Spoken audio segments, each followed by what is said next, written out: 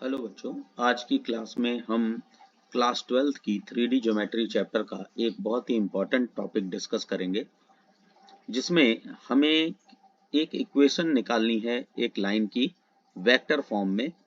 और उस इक्वेशन में हमें ये पता है कि ये लाइन किस पॉइंट से पास हो रही है और किन दो लाइंस के परपेंडिकुलर है।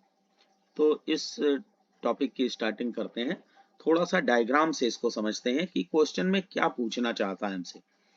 हमें दो इक्वेशंस गिवन है, वो दोनों इक्वेशंस ये बता रही हैं कि हमारी जो रिक्वायर्ड लाइन है वो किसके परपेंडिकुलर है। हमारी जो रिक्वायर्ड लाइन है उसे मैं इस रेड कलर की लाइन से बना रहा हूं, और रेड कलर की इस लाइन से बनी हुई ये लाइन पैरेलल है इस लाइन के। और यहाँ पर ये B1 और B2 दो वेक्टर्स हैं। हमारी लाइन इन दोनों ही लाइंस के परपेंडिकुलर है, B1 एंड B2 बोथ। तो क्वेश्चन को समझना पहले बहुत जरूरी है। ये है हमारी रिक्वायर्ड लाइन जिसकी हमें इक्वेशन फाइंड करनी है। और हमारी लाइन B1 और B2 जो कि गिवन होंगे हमें, उनके परपेंडिकुलर है। साथ ही साथ एक इंफॉर्मेशन और गिवन रहेगी कि हमारी ये जो रिक्वायर्ड लाइन है वो किस पॉइंट से पास हो रहा है। सपोज कर लेते हैं वो पास हो रहा है x1, y1 और z1 इस पॉइंट A से, और परपेंडिकुलर है B1 और B2 से। पिछले वेक्टर के टॉपिक्स में हम लोग ये पढ़ चुके हैं कि जब भी कोई दो वेक्टर से परपेंडिकुलर होता है तो उसकी इक्वेशन होती है, एग्जाम्पल के साथ में बताते हैं। If any vector B is perpendicular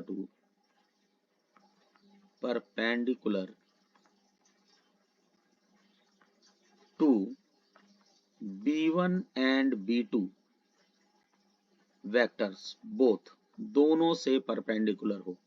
ये आपका 1 मार्क्स का क्वेश्चन वेक्टर चैप्टर में भी मिलता है। तो यहाँ पर हमारे वेक्टर B की इक्वेशन होगी B1 क्रॉस B2, क्योंकि हमने क्रॉस प्रोडक्ट की डेफिनेशन में पढ़ रखा है कि दो वेक्टर्स के क्रॉस प्रोडक्ट से इनके प्लेन के परपेंडिकुलर डायरेक्शन में वेक्टर फॉर्म होता है। यहाँ देखिए ये B1 है और ये B2 है, इनके परपेंडिकुलर डायरेक्शन में ये वेक्टर B फॉर्म हुआ। और हमने पिछले टॉपिक्स में ये भी पढ़ा हुआ है कि अगर कोई line, any line passing through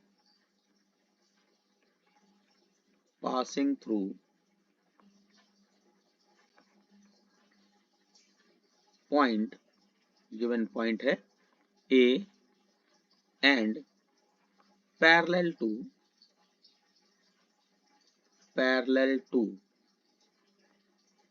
B, इस केस में इक्वेशन लाइन की बनती है R vector is equals to A plus lambda B। यहाँ पर बच्चों ये लैम्डा कांस्टेंट है, और इस कांस्टेंट से जो भी नंबर मल्टीप्लाई होगा, जो भी वेक्टर मल्टीप्लाई होगा, वो वेक्टर ही इसके डायरेक्शन को शो करेगा। यहाँ पर B वेक्टर डायरेक्शन को बता रहा है कि हमारी लाइन किस डायरेक्शन में है।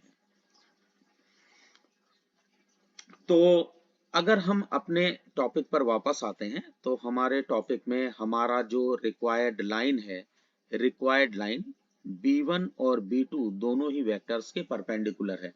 तो B1 और B2 के परपेंडिकुलर वेक्टर की इक्वेशन होगी B1 cross B2।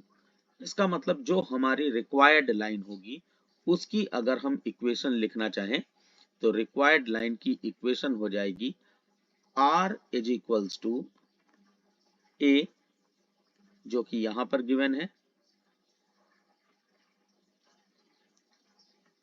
Plus lambda B1 cross B2। इस तरह से बच्चों हमारे पास एक लाइन की इक्वेशन हो जाएगी जो कि हमें क्वेश्चन में पूछा हुआ है। अब इस पर एक हम एग्जाम्पल भी करते हैं।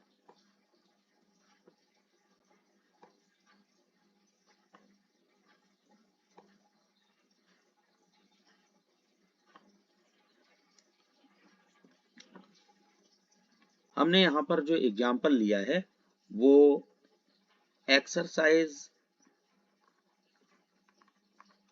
11 जो कि मिसलेनियस है, इसका क्वेश्चन नंबर 20 लिया है। हमारे इस क्वेश्चन में कह रहा है find the vector equation.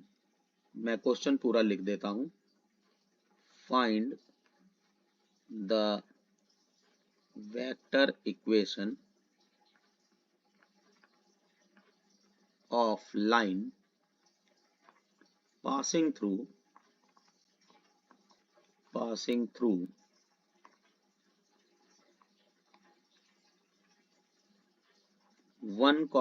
-4 and perpendicular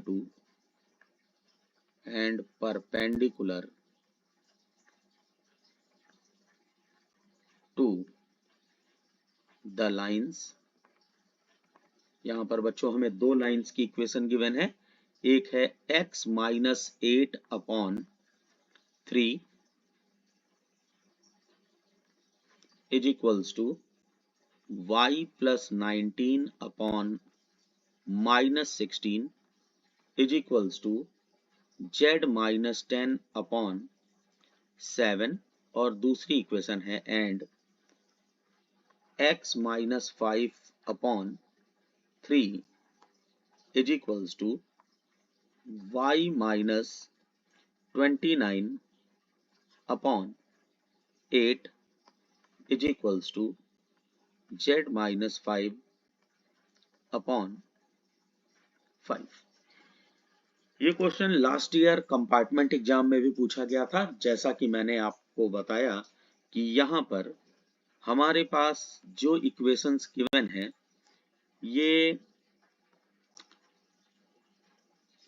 ये हमारी रिक्वायर्ड लाइन इन दोनों लाइंस के परपेंडिकुलर है,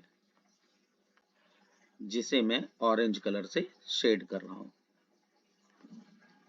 तो अगर बच्चों क्वेश्चन को करने से पहले आपको हर पॉइंट पता होना चाहिए। इसके लिए आप ऐसा करें कि आप अपने B1 और B2 दोनों की वैल्यूज लिख लें।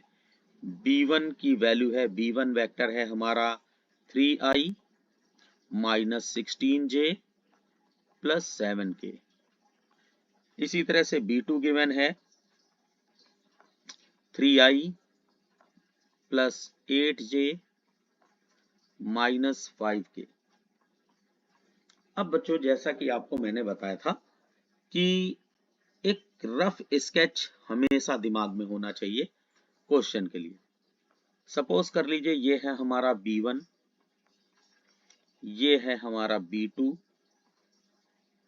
और ये लाइन जा रही है B1 क्रॉस B2। ये लाइन है B1 क्रॉस B2। हमें जो लाइन की इक्वेशन फाइंड करनी है वो हमारे इस लाइन B1 क्रॉस B2 के पैरेलल होगी।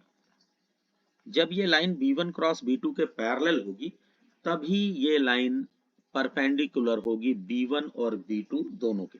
साथ ही साथ हमारी ये लाइन पास हो रही है पॉइंट 1, 2, -4। ये हमारे पास गिवन है। तो बच्चों बहुत ही इजी हो गया अगर आपने कॉन्सेप्ट को समझ लिया है तो। चलते हैं आगे।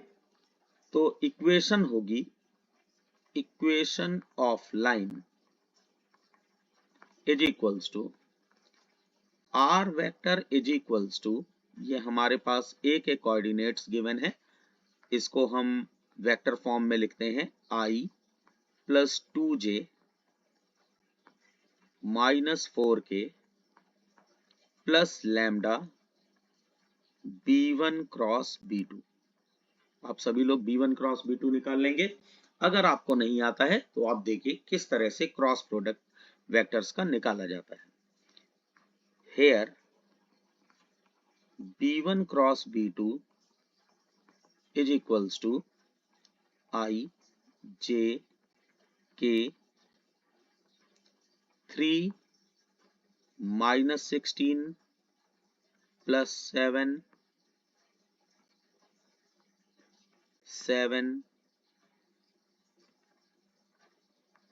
3 8 minus 5। इस डिटर्मिनेंट को सॉल्व करते हैं और सॉल्व करेंगे तो ये हमारे पास आ जाएगा 24I plus 36J plus 72K। अगर आपको क्रॉस प्रोडक्ट ना आता हो तो आप कमेंट बॉक्स में डाल दीजिएगा, आपको इसका भी सलूशन बताया जाएगा। तो बच्चों अब इस वैल्यू को हम अपने इस इक्वेशन नंबर 1 में पुट करते हैं और हमारे पास रिक्वायर्ड इक्वेशन आ जाएगी R is equals to I plus 2J minus 4K plus lambda 24I plus 36J plus 72K। अभी हम देख रहे हैं कि हमारे पास जो रिक्वायर्ड इक्वेशन है इसमें अभी कुछ कॉमन दिखाई दे रहा है। देखें यहाँ पर 24 प्लस 36 प्लस 72, तो यहाँ पर हम कॉमन भी ले सकते हैं। 12 कॉमन लेने के बाद में ये हमारे पास रिक्वायर्ड इक्वेशन हो जाएगी R is equals to I plus 2J minus 4K plus lambda into 12 2I plus 3J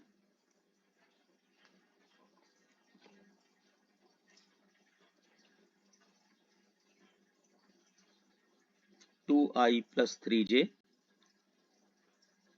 plus 6K।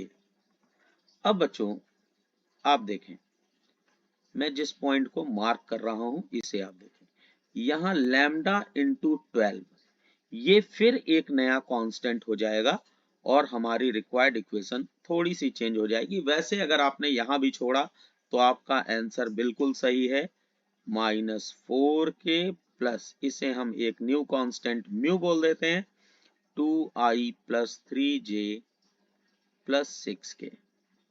इस तरह से बच्चों हमारा ये न्यूमेरिकल सॉल्व हो गया।